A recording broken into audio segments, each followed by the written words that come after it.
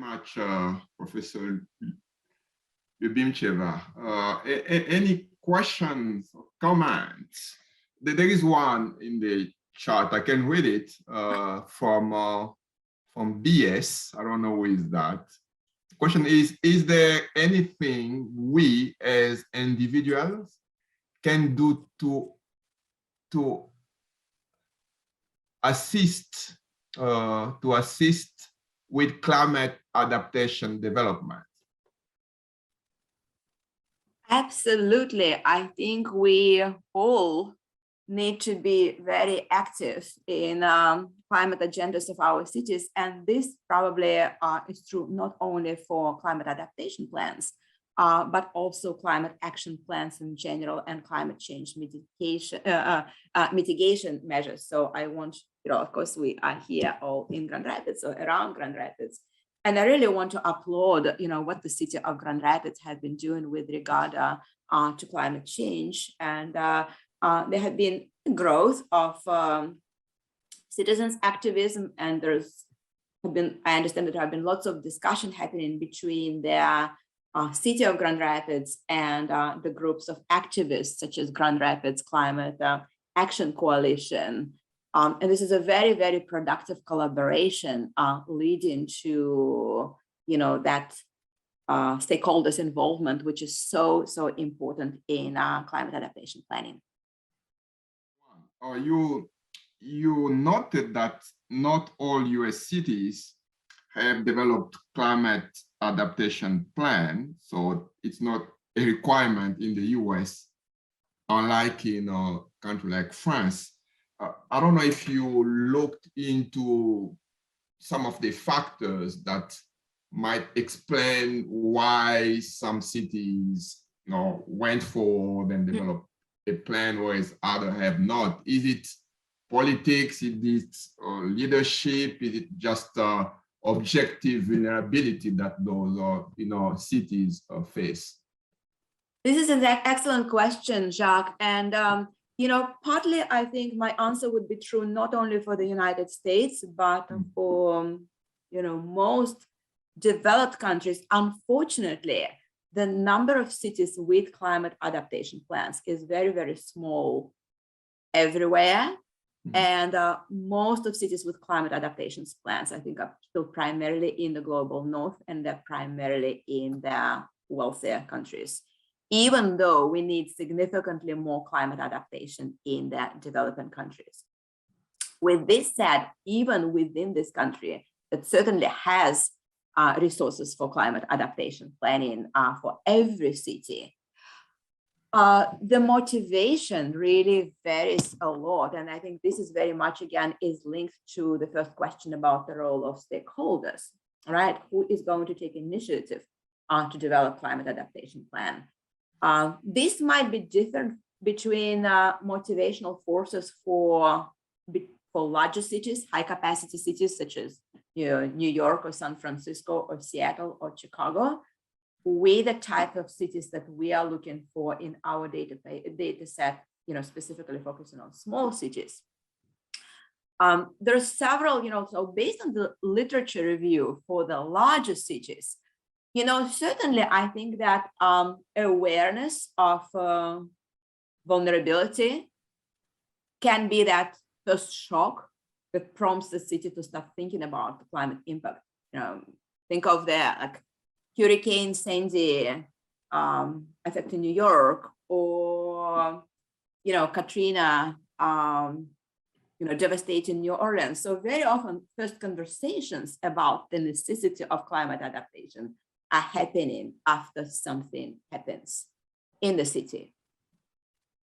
And that's why it's not surprising that the first climate adaptation plans anywhere, not only in the US, have been developed by the coastal cities.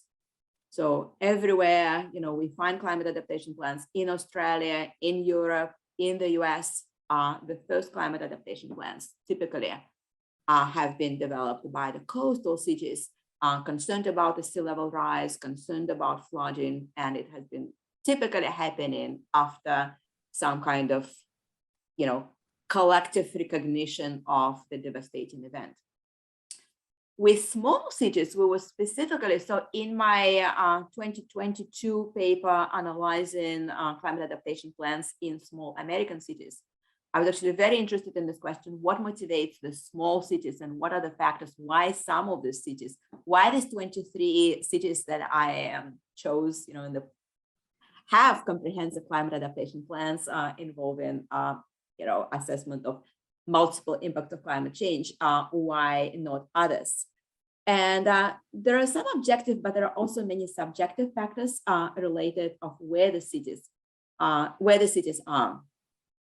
So first of all, we clearly saw that cities with climate adaptation plans, not all, but the majority are on the Western coast and on the Eastern coast. By far, the majority of cities with climate adaptation plans in general and high quality of climate adaptation plans are in California. I mentioned today already that the support of the state is very important. That's why, here in Michigan, we clearly need to work on climate adaptation planning, not only on the level of the cities, but also at the level of the entire state, to provide the cities with climate services, to provide them with climate data, to provide them with climate modeling tools. So for example, California has an alliance of universities, involving multiple campuses of the UC system, providing climate services to the local governments. And so it's called CalAdapt. CalAdapt is a California adaptation online system where you can find case studies, you can find examples, you can find user-friendly climate modeling information, climate data, and so on. This is not available in the majority of the states to state. We have GLISA, Great Lakes Integrative Assessment, focusing on impacts of climate change on the Great Lakes in general, led by the University of Michigan and Michigan State, but nothing really comparable to in Michigan to CalAdapt. The third factor that I found very, very interesting, that the majority of small cities with climate adaptation plans typically have strong partnerships with the local universities. So very often those initiatives are coming from, maybe collaborative conversations with small groups of stakeholders involving academia. Very often the local universities actually step in as providers of climate services, right? Climate modeling data, climate data in general, climate trends. So very often it's just, local university professor who is interested in climate adaptation planning would be working with a city, perhaps a grant is written, and then, and something is coming out of this collaboration. So we found this, for example, in my data set, you see overwhelming number of small university cities like Tompkins County. Well, of course, Cornell is there, right? Iowa City, of course, the University of Iowa is there. So there's clearly this strong role, the plan of Marquette County and Marquette City, were, again, Northern was involved, and also Michigan Tech. So there is clearly this correlation. And we at Grand Valley, I think we also have to think about, what can we do, how we can do better servants to our community, and how we can provide climate services and other climate expertise to the communities in our state. And just very quickly, a plug for the Geography and Sustainable Planning Department. So we we are offering the first program in Michigan, and perhaps one of the first programs in the nation, focusing on climate change mitigation, adaptation, and resiliency planning. So if anyone wants to explore the geography major, you can actually do the emphasis. I know that we have many students here online, perhaps doing global studies, so environmental studies. So you can certainly explore how you can combine this emphasis with your major through the combined or double major. And if you have any questions, I see that our department chair, Professor Penn, is here, and he would be very happy to answer your questions, and I would be very happy to answer your questions specifically about climate planning emphasis, where we can really give you a very strong analytical and technical skills, such as GIS and remote sensing and urban planning tools that you can combine with your passion for global studies, like, or whatever is your major. And we actually happen to have an open house tonight at 5:30 at Alumni House here in Allendale. And there will be lots of non-virtual but real food that we can serve you, and we can also give you lots of information about this. So please join us today. You can still register online at 5:30. And Jim is here also, so if he has any comments to add.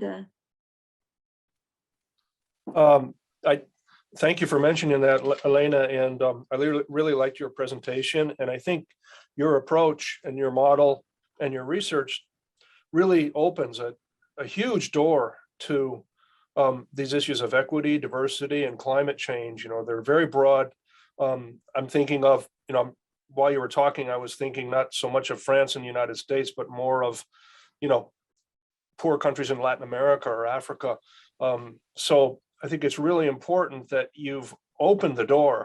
You've started this work, and you've really got your research, I think, is going to be groundbreaking in that it's going to open up to a lot of different applications, different situations, different definitions of equity, different ways of thinking about equity, inclusion, and climate change, resilience.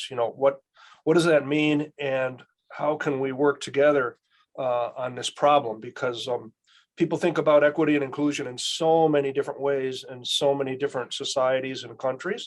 So congratulations to you, because I think you're starting a really big process and movement that is really important. Thank you, Jim. And my hope is also that we can continue building this database. And for this, we really need everybody's input. And we are really, really hoping to see more partners interested in this research from different parts of the world, because this database needs to continue growing and be populated with more and more case studies as cities in different parts of the world keep developing new climate adaptation plans.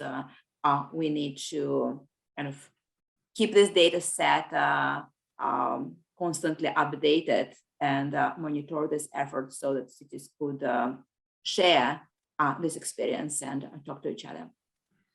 All right, thank you, Elena. Thank you, Jim, and thank everyone for attending this most interesting lecture. This brings us to the end of this conversation.